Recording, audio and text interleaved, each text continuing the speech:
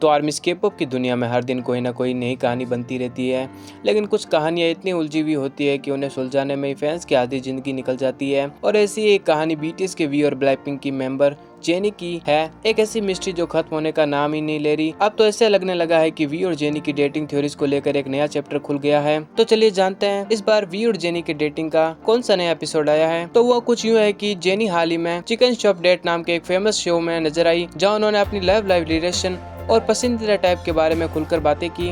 अब K-pop fans का दिमाग तो तेज चलता ही है। उन्होंने जेनी के जवाबों को ऐसे एनालाइज किया कि पूरा फैंडम फिर से हिल गया। इंटरव्यू के दौरान जेनी से जब उनके आइडियल टाइप के बारे में पूछा गया तो उन्होंने क्यूट लड़के को सीधा रिजेक्ट कर दिया और कहा कि उन्हें सेक्सी टाइप के लड़के पसंद है। बस इतना सुनते ही फैंस ने सीधा वी का नाम जोड़ दिया, क्योंकि भाई वी को तो ग्लोबली सेक्सी के-पॉप स्टार माना जाता है। लेकिन असली ट्विस्ट तब आया जब जेनी से पूछा गया कि क्या वो किस्मत में यकीन करती है। जेनी का जवाब था, हाँ मैं किस्मत को मानती हूँ। दो लोगों की किस्मत आपस में जुड़ी होती है। पहले मुझे इस पर पूरा यकीन था, लेकिन अब थोड़ा कम हो गया है, क्योंकि किस्मत ने मुझे कई बार तकलीफें दी है। अब ये लाइन सुनकर फैंस के बीच कयासों की बाढ़ आ गई है।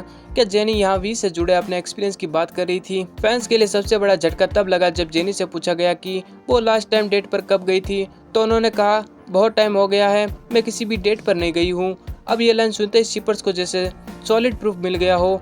वो वी के बारे में बात कर रही थी। आखिर वी भी अभी भी मिलिट्री में है, और अगर वो इतने टाइम से डेट पर नहीं गई तो फैंस के हिसाब से इसका सीधा मतलब यही निकलता है। अब सवाल उठता है कि क्या जेनी वाकई वी के बारे में बात कर रही थी या फिर फैंस बस ओवर थिंकिंग कर रहे हैं। कुछ लोग इसे महज एक कोइंसिडेंस मान रहे हैं, तो वही शिपर्स इसे सीधा वी और जेनी के रिलेशन से जोड़कर देख रहे हैं। लेकिन जो भी हो, ये बात होता है कि हर बार जब जेनी और वी का नाम साथ आता है तो फैंडम में हंगामा मची जाता है। अब कुछ लोग ऐसे भी है जो बिना सिर पैर की रूमर्स उड़ाने में मास्टर हैं। किसी भी छोटी सी बात को इतना खींच लेते हैं कि वो सच लगने लगती है। भाई अगर हर स्टेटमेंट को सीक्रेट मैसेज की तरह देखोगे तो के-पॉप इंडस्ट्री में हर किसी को किसी न किसी से जोड़ दोगे। और हाँ, ये जो फेक नंबर और एडिटेड फोटोज वगैरह फैलाने वाले लोग हैं, उनके लिए बस एक ही बात, रियलिटी चेक लेना सीखो। फेक खबरें फैलाकर तुम सिर्फ खुद की बेइज्जती कर रहे हो। तो आर्मी सब असली सवाल आप लोगों के लिए है, क्या जेनी के इन जवाबों में कुछ सीक्रेट मैसेज था या फिर ये सिर्फ एक नॉर्मल इंटरव्यू था जिसे फैंस ने हाइप कर दिया है? अपनी राय कमेंट सेक्शन में जरूर बताएं।